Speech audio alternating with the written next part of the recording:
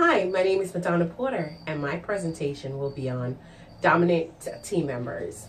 It is obvious that a lot of times we as team members try to put our input in, but sometimes we tend to overdo it. So being a part of a team, one of the things we want to make sure or ensure that our team members feel like they're valid, one.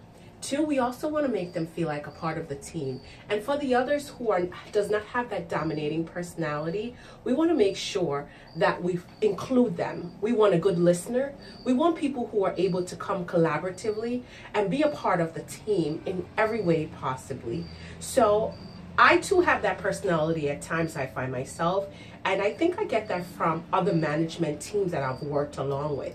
But in getting more into taking these different level classes, I've learned one of the things that the greatest thing of all sometimes is not your input, but the ability to listen and critically think the information through.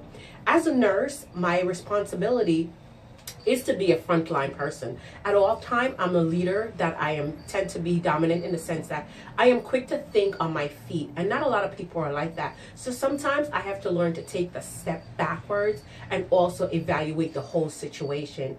And being a part of a team, I've learned how to step back. I've learned how to listen more, and I've learned how to take other people's opinion, to think about the situation and not the problem, but to think about how best we are able to come together, put aside our differences, and accomplish the greatest goal of all.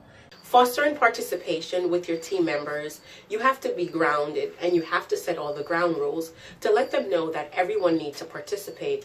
Active participants make the team build a better team and a stronger team. Our aim at the end of the day is to actually be able to get all of our team members focused, grounded, and achievable to achieve the work in which we have at hand to take care of.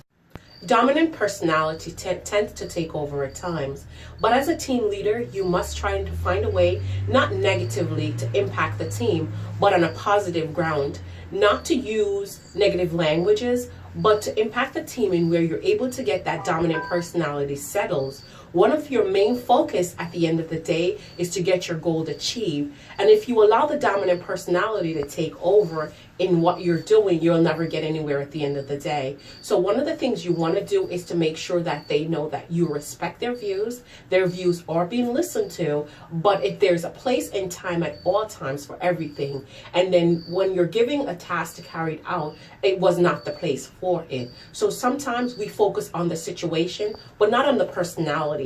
So even though you know that your team member, John might be, or the person might be a person with that dominating personality, that tends to go overboard, that stretches the meeting, into that extra 2 or 4 hours, and those loose ends that need to be tied up are actually being just wasted away at frivolous things. So one of the things we want to set ground rules, we want to let them know, the persons who are always sitting in the back, who don't really participate, is that we want them to participate. We want them to be an active part of the team. There's no I in team, whether you're dominant or non-dominant, there is team members. And when we talk about team members, we talk about each and every one that makes up the team. So whether it's a small team or a big team, one of the things we want to focus on is the ability to create an impact and get the work done.